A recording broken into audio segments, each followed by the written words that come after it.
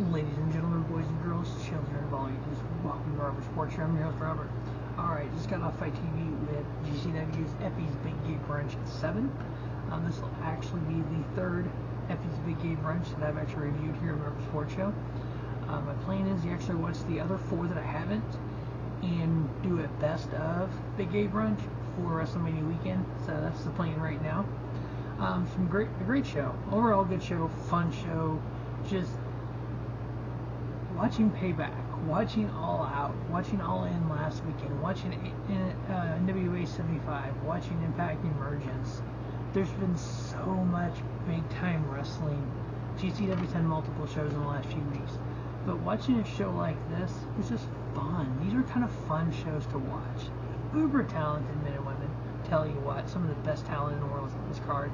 There's actually one guy that I was actually on the FTV Gray Bunch from WrestleMania that wasn't here, and I'm wondering if he's hurt, because I noticed on Cage Match has had a match in a couple months. That's AC Mac. So if there's anybody out there that knows the status of AC Mac, please let me know. He's a hell of a talent. I'm a hell of a fan of his. But anyways, we're done this card here real quick here. So let me get it all pulled up here. Got all my star ratings and everything.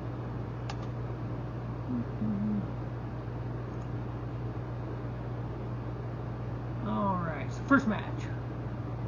We had Ashton Starr versus Alex Mays versus Pha'Nesse. This match lasted 9 minutes and 23 seconds. Was one of those kind of just fun. I mean, fun match is the best way to describe it. Ashton Starr, Alex Mays, Pha'Nesse, all uber talented folks. Did some amazing stuff in the ring. One of my favorite parts was actually the end. Ashton Starr hooked a sharpshooter on both Alex Mays and Pha'Nesse to get the victory. Tap out submission victory there. I give it 3-star. Devon Moore and Rico Gonzalez, 14.5 minutes, tore the house down. They wrestled everywhere. Ended up giving that 2 3/4 star. Then we had a Twink Gauntlet match, I guess made famous by Effy, and of course Parrow and Effy don't get along. Parrow brought this back, was just putting down Effy. If you follow GCW, you kind of know that's been an ongoing feud with Charles Mason, Effy, Billy Dixon's all kind of been tied together there. So we had this Twink match. So we had Parrow, he called out some, first person to come out was Don't Die Miles. Uber talented. Actually had some really cool moves. Unfortunately, as big and powerful as Parrow are, 144, Parrow was able to get the pin. Next come out was Count Noctis. This match actually lasted 4 minutes. Had some kickouts. Parrow did everything he could. Still was able to beat him. And then we had the third one was Ron Bass Jr. Him and Parrow actually put on a pretty decent match there for about 7.5 minutes of back and forth, just two big guys going at it. Parrow gets the pinfall on that. We thought that was it. We had one more. We had Baby Bop come out. If you've never seen Baby Bop, it's a green dinosaur looking character who actually hit the 5-knuckle shuffle and it's like, whoa, who is this? Actually ended up beating Parrow. I'm like, that was actually kind of neat there. They actually able to beat Parrow. You're like, okay, who is this? So Parrow gets a chair and whacks Baby Bop with a chair and was trying to figure out who just came out and beat me. Take the hood off, and who was it? But Jimmy fucking Lloyd. And then of course Parrow went crazy and beating him with a chair and attacking him. And then coming out and getting him off of him. But it's like, whoa, Parrow just lost his shit there. Next up, we had a triple threat match. We had LuFisto taking on Dark Sheik, taking on Kid Bandit. Matter of fact, I think it's one of the better matches of the night.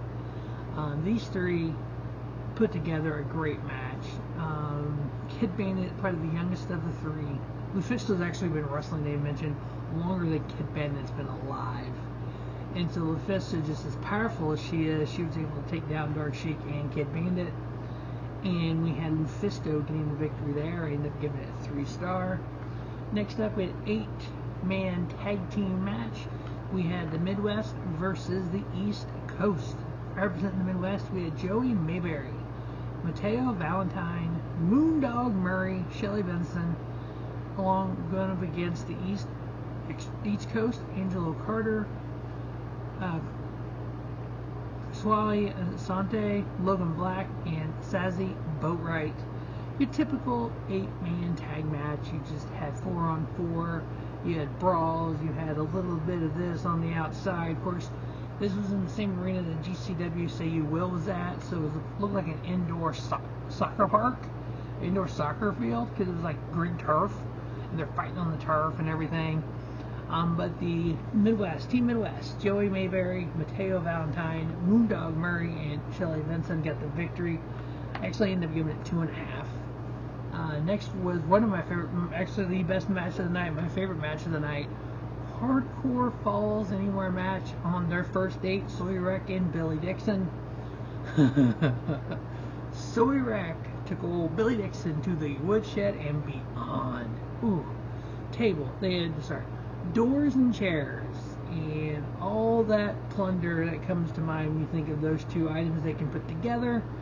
You had Sawyer, and she is a hardcore deathmatch wrestler, same way as Billy Dixon. She was able to put Billy Dixon through multiple doors. 11 and a half minutes of just Sawyer beating down on Billy Dixon. He got a little bit in there, but these two just had a nice hardcore falls count anywhere. Got the pinfall on the ground through a door. Sawyer 3.5 star. After the match, they're in the ring. Again, this is their first date, and they wanted to see if they're compatible. Sawyer kissed him. Billy took her down. I mean, just clotheslined her. So I don't know if there's going to be a second date, but I don't think so. But Sawyer a little too dominant for Billy Dixon, I believe. And then our main event was Panero Escardo. Sorry if I messed that name up. Going to team up for Sunny Kiss, going up against Bussy, Alley Catch, and Effy. Good little match. Escarlata and Sunny Kiss getting the victory. 11 and a half minutes long. I ended up giving it 2 3/4 star. Again, this show was just one of those fun shows, just to sit back, watch, relax on a holiday here. It is part of Fight Plus with all the GCW shows, so definitely when it comes to WrestleMania weekend, the plan is when we try to get the other shows that I haven't watched. There's been 7 of these big game brunches, plus there's actually one that Effy did in TNT over in England. So I'm going to add that to the bunch as well and do a best of Effy TK brunch for WrestleMania weekend. But as always, that is GCW Effy's Big Day Brunch 7 review. Again, every GCW show of 2023 has been reviewed right here on Robert Sports Show with star ratings, best of mid-year. We'll definitely have the best of coming in 2024 and more GCW to come. As always, thanks for watching Robert Sports Show. Don't just have a great day, have a spiffy day. Robert Sports Show, your YouTube leader in sports talk content. Now, how many YouTube shows have reviewed AEW All In, WWE Payback, AEW All Out, Impact Emergence, and GCW Effy's Big Game Brunch? Only this guy.